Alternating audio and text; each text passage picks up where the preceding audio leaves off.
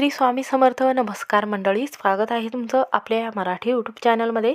स्वामींच्या कृपेने आपला दिवस आनंदात जाऊ हीच मी स्वामींच्या चरणी प्रार्थना करते आणि आजच्या नवीन व्हिडिओला सुरुवात करूया. तर उद्या 5 फेब्रुवारी वार गुरुवार, तर उद्या आलेली आहे संकष्ट चतुर्थी. हा दिवस गणपती बाप्पाला समर्पित केला जातो. ही पूजा केल्याने संतती, सुख व आर्थिक लाभ होत असतो. ही पूजा केल्याने आपल्या घरामध्ये सुखसंपत्ती प्राप्त होत असते. म्हणूनच या संकष्ट चतुर्थीला द्विजप्रिय संकष्टी चतुर्थी म्हणून ओळखले जाते.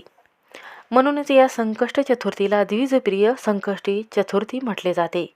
भगवान गणपतीच्या 32 रूपापैकी 6वे रूप असलेल्या द्विजप्रिय गणपतीच्या मूर्तीची पूजा या दिवशी केली जाते. हे व्रत केल्याने जीवनातील सर्व विघ्न दूर होतात, आर्थिक अडचणी दूर होऊन भरभराट होत असते. म्हणूनच पौर्णिमेनंतर येणाऱ्या चतुर्थीला संकष्ट चतुर्थी असं म्हटलं जातं आणि जी अमावस्येनंतर संकष्ट चतुर्थी येते त्या संकष्ट चतुर्थीला विनायक चतुर्थी असं म्हटलं जातं.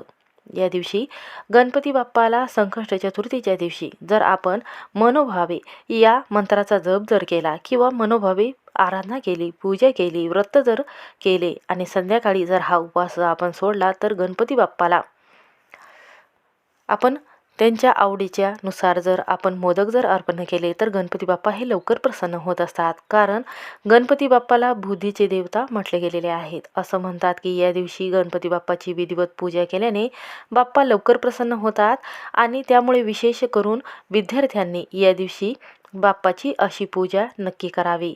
यामुळे राहू केतू अशुभ ग्रहाच्या प्रभावापासून संरक्षण आपलं होत असते. म्हणूनच यंदा गुरुवारी 5 फेब्रुवारी दुपारी 12:09 ही तिथी चालू होणार आहे आणि ही तिथी जी आहे तर ती शुक्रवारी 6 फेब्रुवारी दुपारी 12:22 संपणार आहे. म्हणूनच 2 शुभ मुहूर्तावर आपल्याला पूजा करायची आहे. तर आपल्याला पहिला जो मुहूर्त आहे तर तो ब्रह्ममुहूर्त आहे. तर या ब्रह्ममुहूर्तावर सकाळी 5:22 ते संध्याकाळी 6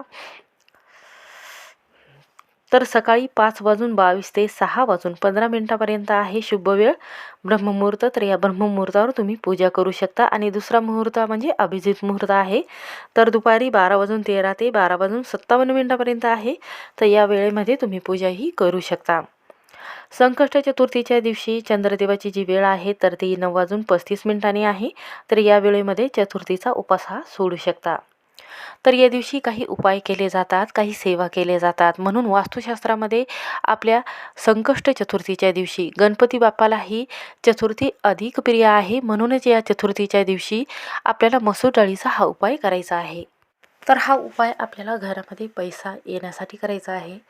घरामध्ये आर्थिक भरभराट व्हावी, मुलाच्या बुद्धीमध्ये प्रगती व्हावी, आर्थिक संकट घरावर आलेलं आहे तर ते दूर व्हावे, घरामध्ये सर्व कामामध्ये आपल्याला यश मिळण्यासाठी, सर्व कठीणातील कठीण समस्या दूर होण्यासाठी आणि 24 तासामध्ये घरामध्ये सुख संपत्ती येण्यासाठी, घरामध्ये अखंड लक्ष्मी आणण्यासाठी आपल्याला हा उपाय करायचा आहे. तर या दिवशी हा जर उपाय तुम्ही करत असाल किंवा सेवा जर करत असाल तर गणपती बाप्पाचा आशीर्वाद हा प्राप्त होतो.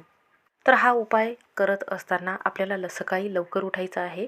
सकाळी उठण्या अगोदर आपल्याला काय करायचं आहे व कोणत्या गोष्टी आपल्याला या दिवशी टाळायच्या आहेत, कोणते नियम पाळायचे आहे याबद्दलची सविस्तर माहिती आपण या व्हिडिओमध्ये पाहणार आहोत.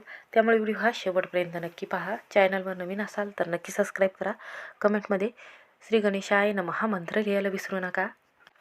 तर आपल्याला या दिवशी हा उपाय का करायचा आहे तर पहा, या दिवशी हा उपाय करत असताना सकाळी अंघोळीच्या पाण्यामध्ये आपल्याला काय करायचं आहे तर थोडीशी गंगाजल जे आहे आणि गोमूत्र जे आहे तर 2 थेंब अंघोळीच्या पाण्यामध्ये टाकून आंघोळ करायची आहे. आणि या दिवशी जर आपल्या घरामध्ये जर आर्थिक समस्या असेल किंवा जर तुम्ही चांगले पैसे कमवत आहात पण तुमच्याकडे ते पैसे जर टिकत नसेल किंवा पैशाची बचत तुम्ही करू शकत नसेल किंवा कधी काय होतं की घरामध्ये पैसा येतो पण घरामध्ये टिकत नाही, तर तो अनव्यर्थ कोणत्याही गोष्टीमध्ये आपल्याला खर्च करावा लागतो. कधी इतर खर्च भागवण्यासाठी कर्जही आपल्याला घ्यावं लागतं.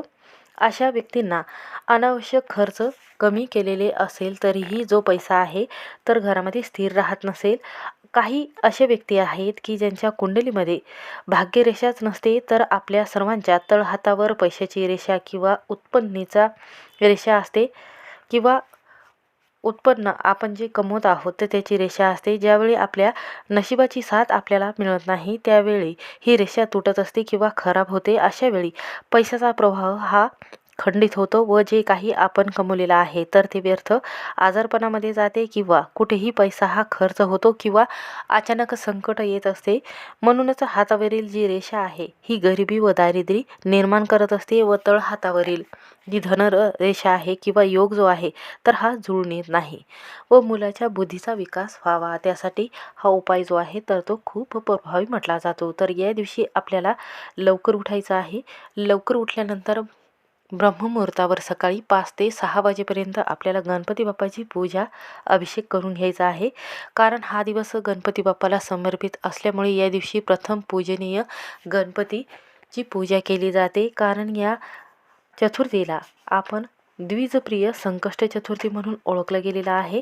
म्हणूनच असं म्हटलं जाते की या दिवशी दिवा लावत असताना आपल्याला त्यामध्ये शुद्ध गाईचं तूप टाकायचं आहे. नंतर गणपती बाप्पाची पूजा आराधना करून घ्यायची आहे. त्यांना हळदी कुंकू अर्पण करायचं आहे. अष्टगंधक लावायचं आहे.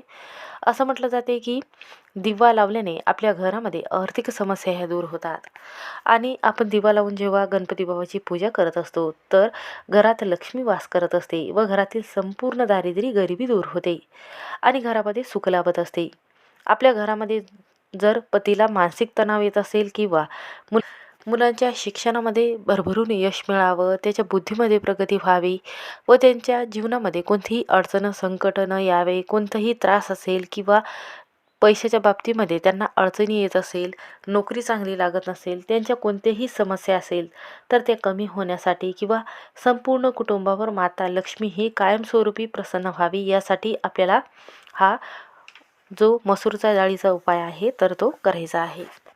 तर या दिवशी पहिला उपाय जो आहे तर धनसंपत्तीसाठी आपल्याला करायचा आहे. घरामध्ये ऐश्वर्य, पैसा, संपत्ती घरामध्ये टिकावी त्यासाठी आपल्याला उपाय करायचा आहे. जिथे गणपती बाप्पाची पूजा तुम्ही केलेली आहे तर तिथे काय करायचं आहे तर 5 आपल्याला जी कवडी आहे जी माता लक्ष्मीला घरामध्ये आकर्षित करत असते, पैसा घरामध्ये खेचत असतो, आर्थिक समस्या दूर करण्यासाठी आपल्याला इथे 7 किंवा 5 कवड्या घ्यायच्या आहे किंवा 2ही तुम्ही इथे कवड्या घेऊ शकता.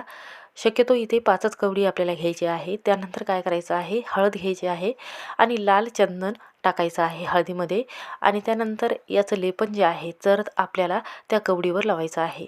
आणि एक प्लेट घ्यायची आहे, त्यावर तांदूळ घ्यायचे आहे आणि तांदूळावर हळदी कुंकू टाकायचं आहे आणि त्यावर ह्या ज्या कवड्या आहेत तर त्या 5ही कवड्या ज्या आहेत त्याला लेपन लावलेलं आहे हळदीचं, तर त्या 5ही कवड्या या प्लेटमध्ये ठेवायच्या आहे. गणपती बाप्पाची जिथे पूजा केलेली आहे तर तिथे आपल्याला ठेवायचं आहे. त्यानंतर काय करायचं आहे, एक केळीचं पान आपल्याला घ्यायचं आहे किंवा ताटही तुम्ही घेऊ शकता. त्यानंतर आपल्याला काय करायचं आहे, भरीव त्रिकोण आपल्याला काढायचा आहे, कुंकू भिजवायचं आहे आणि केळीच्या पानावर आपल्याला भरीव त्रिकोण काढायचा आहे आणि या त्रिकोणामध्ये आपल्याला काय करायचं आहे, अख्खी मसूर डाळ आपल्याला भरायची आहे. पहा, मसूर जी डाळ आहे तर याला दारिद्र्यनाशक डाळ म्हटले गेलेले आहे. आपल्या घरातील आर्थिक समस्या दूर करण्यासाठी, घरामध्ये पैशाची भरभराट होण्यासाठी जी मसूरची डाळ आहे ती खूप प्रभावी म्हटली जाते. त्यानंतर आपल्याला काय करायचं आहे, शुद्ध तुपाचा दिवा लावल्यानंतर आणि ही मसूरची डाळ त्या त्रिकोणामध्ये पूर्ण भरल्यानंतर आणि ज्या कवड्या आहेत तर त्या गणपती बाप्पाच्या पूजेजवळच ठेवायची आहे. अशा पद्धतीने ही पूजा करून घ्यायची आहे. त्यानंतर ती मसूर डाळ जी आहे तर आपल्याला एखाद्या झाडाखाली अर्पण करायची आहे. त्या अगोदर आपल्याला पूजाही करून घ्यायची आहे. तर पूजा करत असताना आपल्याला काय करायचं आहे, हळदी कुंकू अर्पण करायचं आहे मसूरच्या डाळीवर. त्यावर एक गुळाचा खडा ठेवायचा आहे आणि थोडंसं खोबरं आहे तर खोबरंही ठेवायचं आहे. त्यानंतर काय करायचं आहे तर जे केळीवर आपण मसूर डाळ ठेवलेली आहे आणि जे कवड्या ठेवलेल्या आहेत तर त्याची हळदी कुंकू लावून पूजा करून घ्यायची आहे. त्यानंतर आपल्याला एक स्तोत्राचं पठण करायचं आहे, जे आपल्या घरातील जे संकट आहे, विघ्न आहे किंवा आर्थिक समस्या आहे, कर्ज झालेलं आहे तर ते कमी करण्यासाठी, मुलांच्या बुद्धीमध्ये प्रगती होण्यासाठी आपल्याला संकटनाशक या स्तोत्राचं एक वेळा पठण करायचं आहे आणि अथर्वशीर्षाचं एक वेळा पठण करायचं आहे. ओम गणपते नमः हा मंत्र 108 वेळा म्हणायचा आहे. असं म्हटल्याने घरातील परिस्थिती जी आहे तर ती ढासळलेली असेल तर ती कमी होते आणि घरामध्ये सुखसंपत्ती घरामध्ये सुखसंपत्ती येऊ लागते, घरातील सर्व विघ्न हे दूर होतात आणि गणपती बाप्पाचा आशीर्वाद हा कायमस्वरूपी आपल्यावर राहत असतो. त्यानंतर ह्या कवड्या ज्या आहेत तर त्या एखाद्या तिजोरीमध्ये ठेवू शकता पूजा झाल्यानंतर दुसऱ्या दिवशी शुक्रवारी. आणि त्यानंतर जी मसूर डाळ आहे तर ती एखाद्या झाडाखाली टाकायची आहे, ज्यामुळे तिथले जे मुंग्या आहेत जेव्हा ह्या जी मसूरची डाळ आहे किंवा चिमण्या ज्या आहेत तर त्या खात असतात, तेव्हा आपल्या घरातील परिस्थिती जी आहे तर ती व्यवस्थित होते. घरातील जेवढी दुःख आहे, दारिद्र्य आहे तर ती कमी होत असते. घरामध्ये आर्थिक समस्या दूर होतात. म्हणूनच हा उपाय खूप प्रभावी म्हटला जातो. म्हणूनच हा उपाय करून पहा, सर्व कामात तुम्हाला यश मिळेल. श्री स्वामी समर्थ. व्हिडिओ आवडला असेल तर स्किप न करता शेवटपर्यंत नक्की पहा.